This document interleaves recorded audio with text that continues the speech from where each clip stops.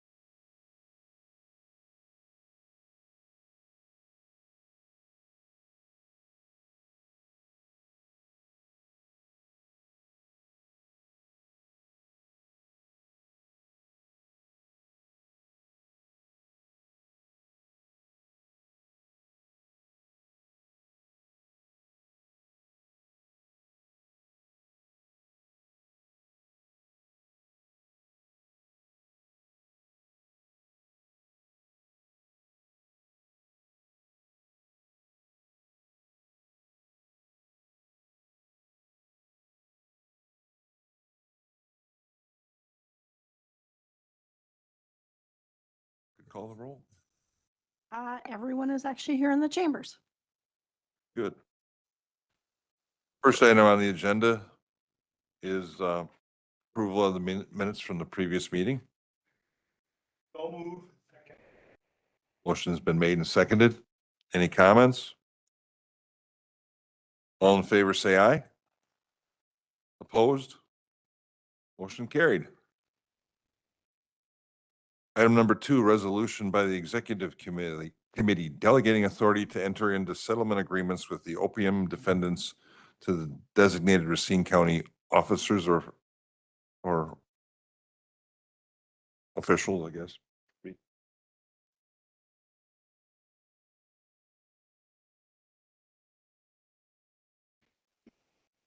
Or council.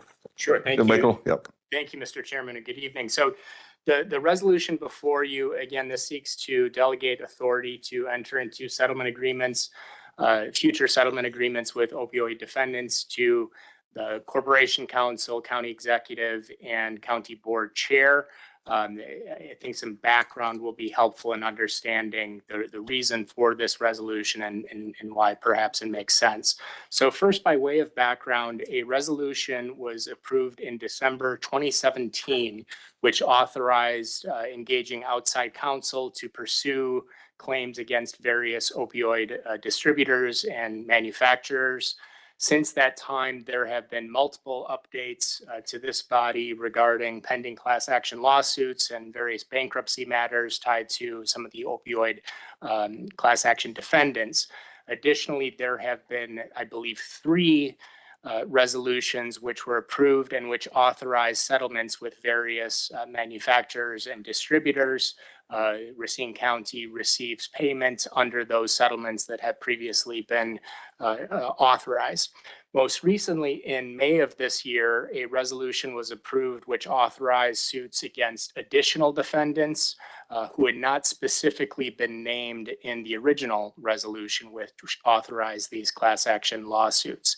Now, as it relates to the resolution and the action that's being sought from you before this evening, there are 3 separate legal actions where the parties have recently agreed to settlement terms and which require approval by this body, as they require approval by all of the other governmental entities in the state and across the nation who are party to these lawsuits. The first, and this is the one that you probably heard the most about in the media, this is related to the Purdue and Sackler family. The original Chapter 11 plan was initially approved, but later challenged and ultimately invalidated by the U.S. Supreme Court. The parties have since reached a new settlement for terms that include a total of $7.4 billion that would be paid out over 15 years with an initial payment of $1.5 billion on the settlement date. The second action that's before us is related to another manufacturer. This is Sandoz Incorporated. This manufacturer has agreed to settle for $99.5 million, and that is to be paid out within 30 days of the finalized settlement. The third action, this relates to various smaller manufacturers who have all agreed to settle for a cumulative total of $1.5 billion in cash, and also pharmaceuticals, specifically naloxone, to be paid within the first year, with 3 occurring over 2 to 10 years. Now, a few of these settlements, when they first were brought to our attention, we were initially presented with a very limited window in which action needed to be taken. It was just a matter of weeks.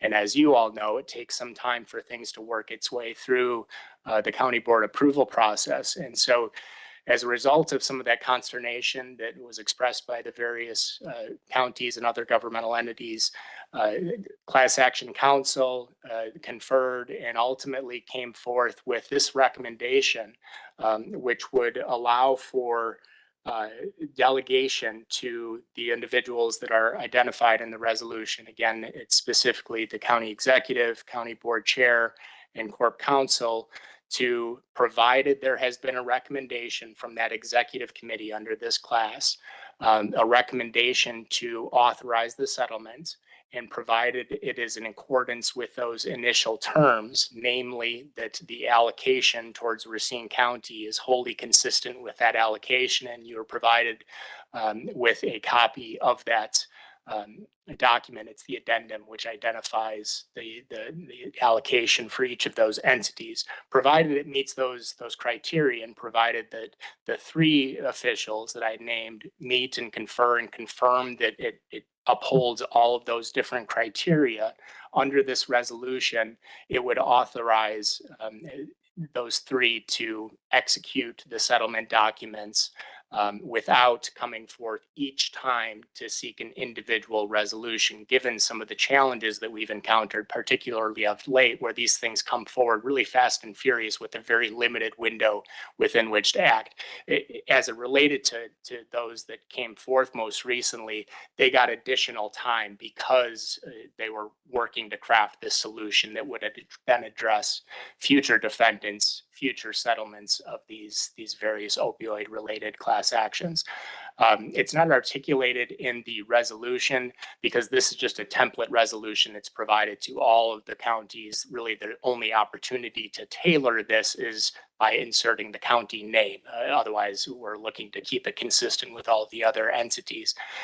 But something else that occurred to me is, in the interest of just keeping everybody apprised and having some sort of record keeping that's part of that county board record, we certainly could, publish and issue a report that would be distributed to the county board upon execution of any settlement, and providing those settlement documents. It's just not holding up the process prior to authorizing the settlement, again, provided that it meets all of those criteria, not just the review of those three officials, but first and foremost, that it's been recommended for approval by council and by that executive committee that's been working in representing the county's behalf in these lawsuits. So that, in a nutshell, is the background for the resolution before you this evening. Happy to address any questions. The goal is to have this move forward for a first reading this evening, with the second reading at the next meeting, the 1st in September. If need be, we need to act by the end of September 30th. And so if there are issues that we need to work through, we provide an additional meeting to work through that. But the goal is to have it go for a first reading this evening. Are there any questions? Mr. Chairman, I would move to send this to the county board for first reading this evening. Second, Mr. Chairman. Motion's been made and seconded to send the resolution to the county board for first reading tonight. Any comments, questions?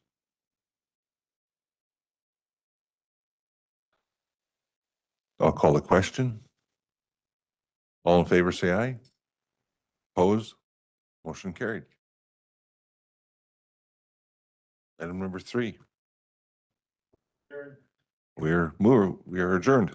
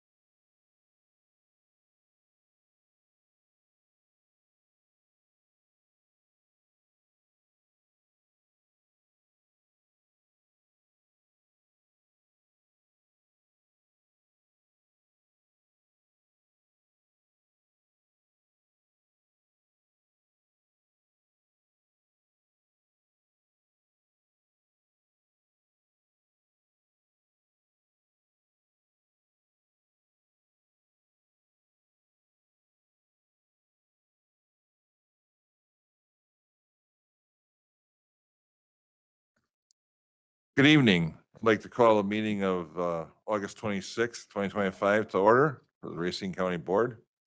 So clerk could call the roll. Supervisor Nielsen is excused. Everyone else is here in the chambers. Thank you. It's customary for having one of our supervisors leading us in the opening prayer. If Supervisor Rossi.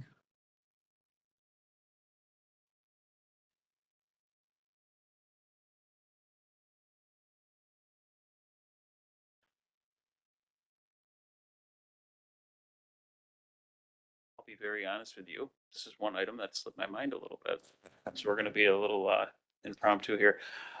Lord, guide us all and help us make decisions that benefit the county and all of our constituents. Amen. I think. Now the pledge. Pledge allegiance to the flag of the United States of America, to the republic for which it stands, one nation, under God, indivisible, with liberty and justice for all.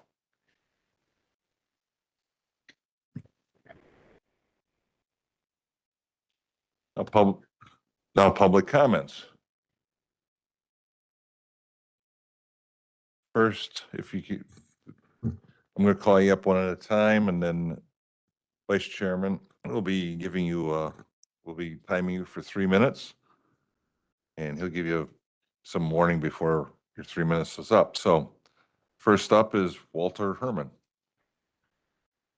Give your name and address, Walter? Sure. Wally Herman, 35 Harborview Drive, Unit 209, Racine, Wisconsin, 53403. Good evening. As I said, my name is Wally Herman, and I am the co-chair, along with Mike Frontier, of the Racine Interfaith Coalition Education Task Force. We recently decided to study Racine County government, and we received the 2024 Green Book, and so we were going through it and doing some comparative to the rest of the counties in the state. I was amazed and disheartened that in the area of human health and human services, Racine County ranks dead last of all 72 counties in the state of Wisconsin. Health and human services provide needed services that allow all our communities to thrive and grow. Examples include assisting the aged, the disabled, mental health programs, child welfare programs, economic support, food shares, Medicaid, child care assistance, public health services, veteran services, and so much more. Racine County spends, according to the book, $157 per capita in our community, in the county.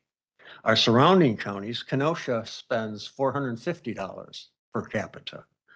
Walworth spends $315. These are our surrounding counties. Waukesha's close. Waukesha's pretty rich. They spend $215, and Milwaukee spends $394. The Green Book states that health and human services make up a largest portion of county budgets.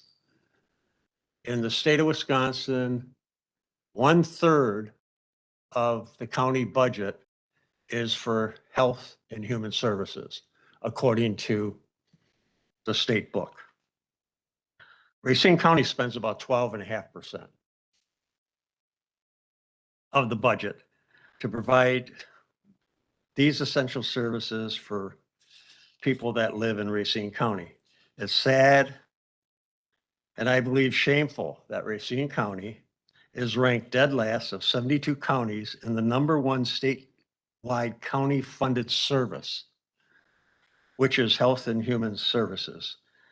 I believe we can and must do better. Thank you. Thank you. Second person up for public comment is Mike Frontier. Good evening. Mike Frontier, 1127 Lake Avenue. And again, thank you for serving. Good to see you again. In preparation for what our friend Walter presented, we did some background work. We invited Ally High, the head of United Way, to give us some data on the working poor in our county. The term is ALICE, which you're probably familiar with.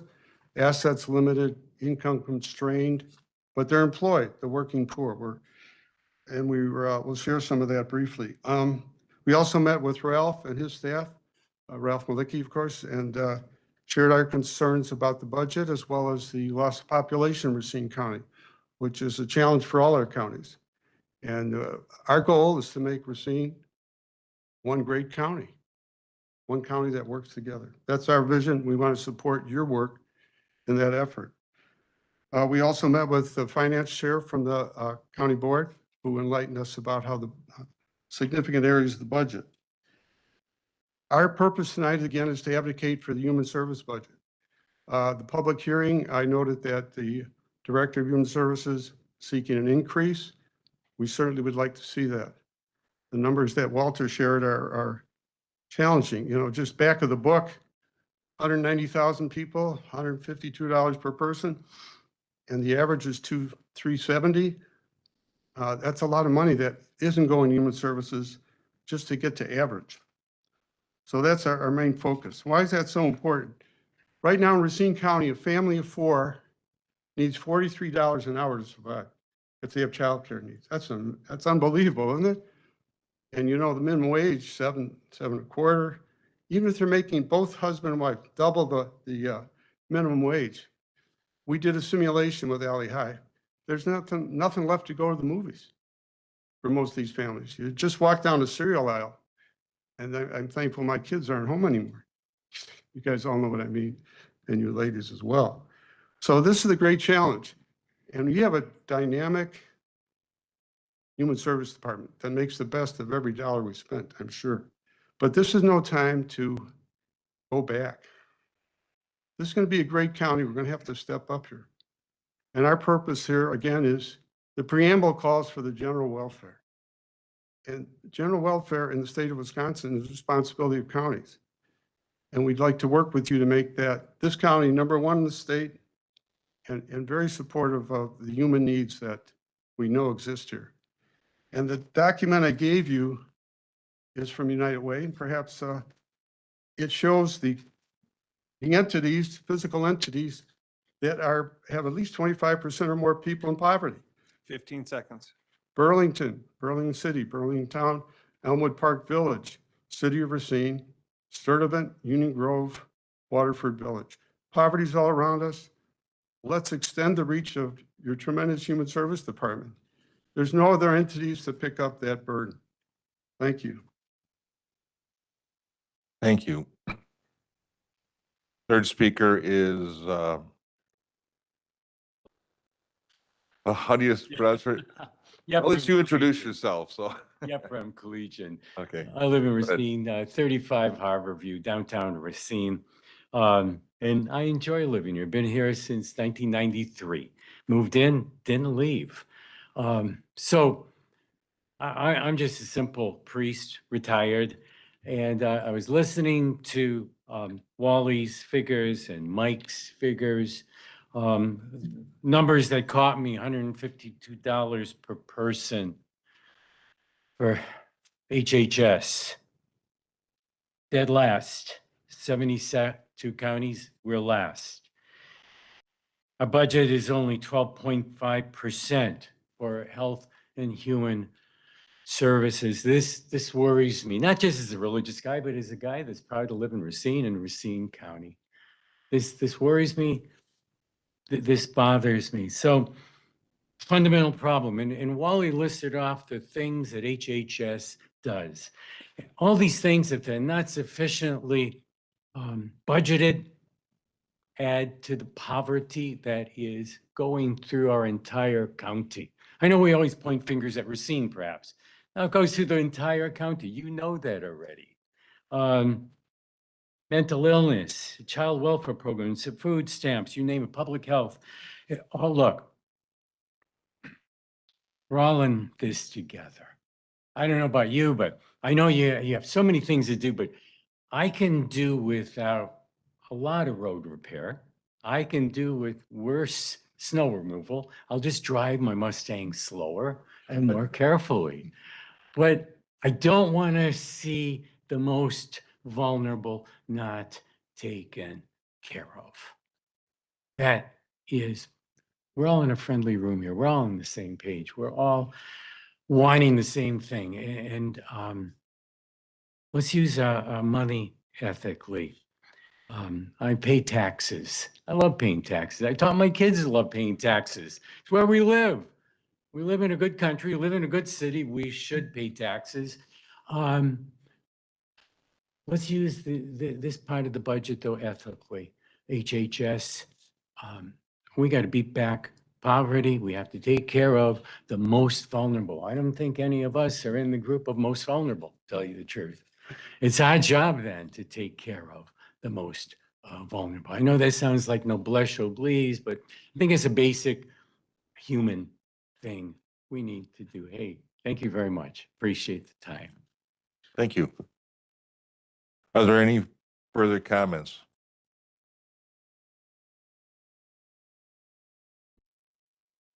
Then we'll move on. Item number 5, reading of the minutes of the previous meeting, which is automatically waived unless requested by a majority of the members present. Seeing no requests. Item number 6, resolutions and ordinances referred to committee. There are none. Item number 7, introduction of resolutions and ordinances for first reading and referral. Resolution number 2025-29 by Public Works, Parks and Facilities Committee authorizing the conveyance of county-owned land by permanent easement to Wisconsin Electric Power Company doing business as We Energies to install gas service. Resolution number 2025-30 by Finance and Human Resources Committee authorizing a multi-year contract with Flock Safety and transfer of $75,000 within the Sheriff's 2025 budget. And ordinance number 2025-31 by Public Works, Parks and Facilities Committee amending section 12-46, paragraph 1 of the Racine County Code of Ordinances relating to temporary speed limits on sections of County Trunk Highway C. Supervisor Trotter. Thank you, Mr. Chairman. Earlier this evening, the FHR committee approved resolution 2025-32 and 2025-33. I am requesting unanimous consent for first reading at tonight's meeting. Okay. Seeing no objections. Resolution number 2025-32 by Finance and Human Resources Committee establishing parameters for the sale of not to exceed $25,510,000 in general obligation promissory notes, Series 2025B. And resolution number 2025-33 by the Finance and Human Resources Committee establishing parameters for the sale of not to exceed $7,500,000 in general obligation promissory notes, Series 2025C. Thank you. Vice Chairman. Thank you, Mr. Chairman. Your executive committee met earlier this evening and discussed resolution number 2025-34. It passed unanimously, and we'd like to recommend that for first reading this evening if there's no objections. Seeing no objections. Resolution number 2025-34 by the Executive Committee delegating the authority to enter into settlement agreements with opioid defendants to the designated Racine County officer or officers. Supervisor Hopkins, do you want to ask for resolution 2025-29 to be first and second reading, please? Are any objections?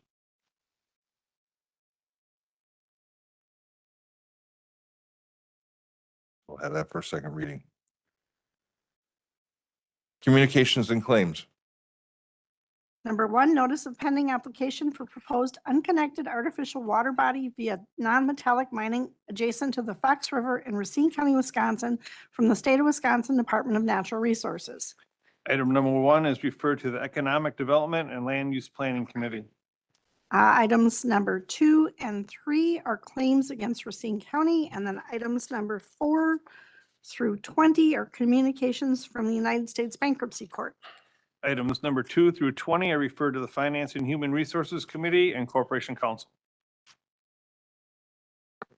Supervisor Wishaw. Thank you, Mr. Chairman. I'd like a copy of numbers 1, 2, and 3, please. Supervisor Horth. Yes, thank you, Mr. Chairman. I'd request a copy of number 1, please. Supervisor Pritzker. Number 1, please, Mr. Chairman. Supervisor Hoffman. Copies of 1, 2, and 3, please.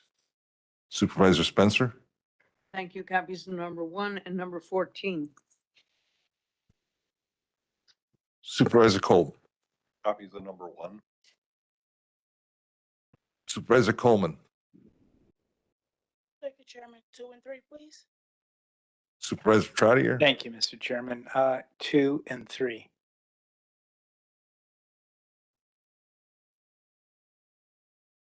And I'll take super 1 and 2, please. Any Supervisor McReynolds. Thank you, Mr. Chairman. Copies of 1, 2, and 3. Anybody else? We'll move on. Communications from the county executive. Report number 2025-31 by County Executive making a reappointment to the Local Emergency Planning Committee was referred to the Government Services Committee. Supervisor Capralian. We did not meet, so if we can ask for that one to be deferred. Okay. Thanks. Next, we have report number 2025-35 by County Executive regarding Maintenance Engineer 2 positions funded in the 2025 budget. This was referred to the Finance and Human Resources Committee. Supervisor Trotter.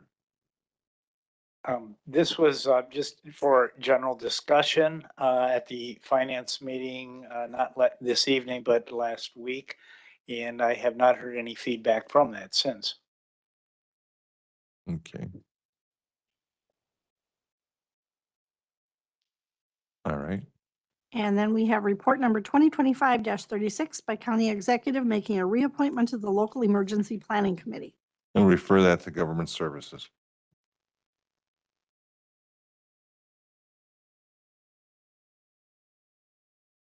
Item number 10, standing committee reports containing recommendations on items referred. There are no reports. Item number 11, second reading of resolutions and ordinances.